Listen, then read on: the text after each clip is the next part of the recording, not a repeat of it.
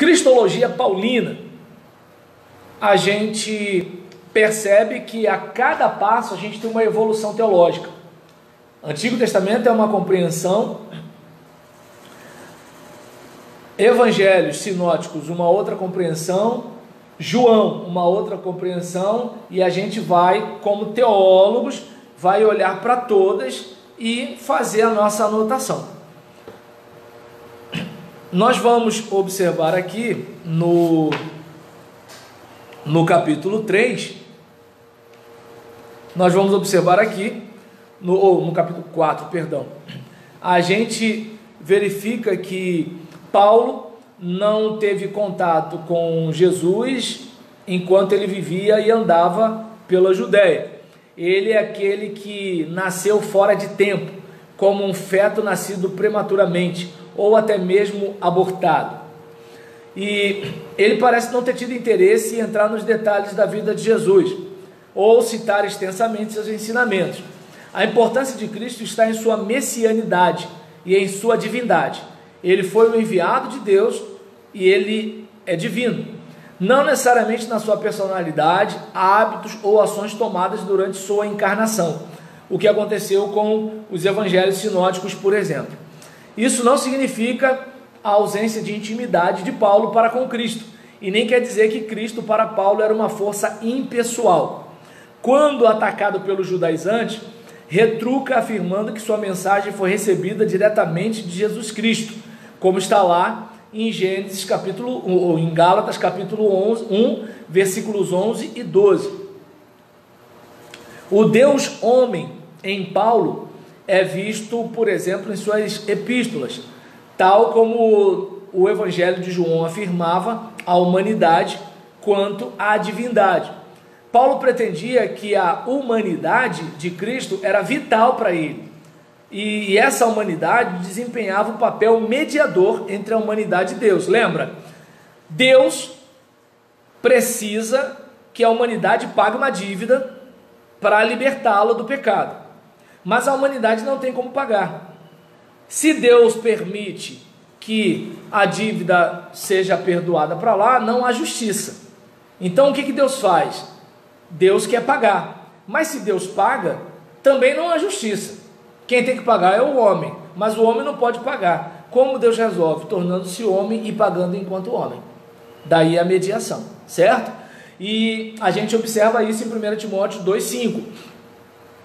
Paulo estabelece Jesus como modelo perfeito de conduta humana. 1 Coríntios 11, versículo 1. Tanto que ele fala: imitem-me como eu imito a Cristo. Claro que alguém vai dizer assim: ah, mas Paulo era Paulo. Paulo está dando uma dica de discipulado. Ele está: olha para Jesus. Deixa de ser sem vergonha, conserta a tua vida, arrepende, está entendendo? Dos vacilos que você dá, e mostra para a pessoa: olha, eu estou seguindo. Tropeço, falho, mas estou seguindo. Olha para mim porque eu estou seguindo. Entende? É mais ou menos por aí. E Efésios 5 instrui seus leitores a seguirem o exemplo de Jesus. Um texto que combina o discurso de Paulo do Jesus homem é Colossenses capítulo 2, versículo 5, capítulo 2, versículo 5 a 11. Então, deixa eu ver aqui.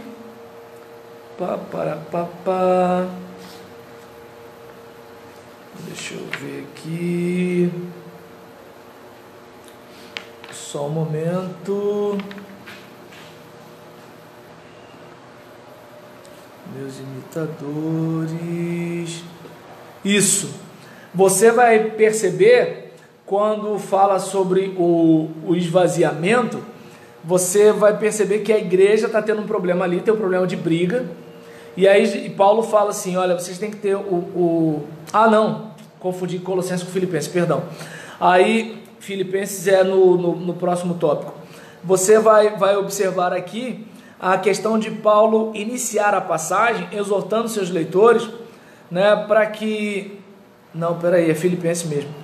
Para que haja o mesmo sentimento que também houve em Cristo. Você pode reparar aí que você vai perceber no livro que está Colossenses, mas se você observar, você vai ver que está falando lá em Filipenses, não sei se vocês já repararam, Filipenses capítulo 2, versículo 5, está com a Bíblia aí, nem no celular? Então, vai lá, versículo 5, isso, Filipenses 2, versículo 5.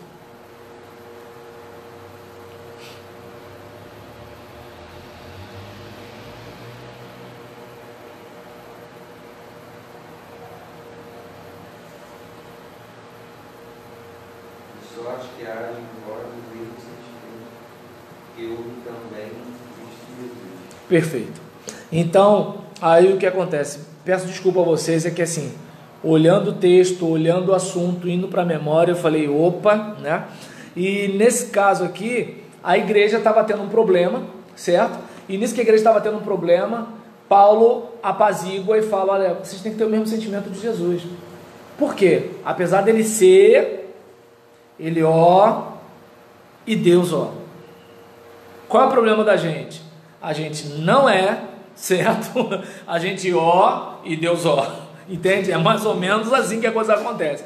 Então, aí ele, por exemplo, fala sobre esse Jesus homem, Deus homem, né? Ele não viu que ser igual a Deus era algo que devia se agarrar, mas assumiu forma de servo.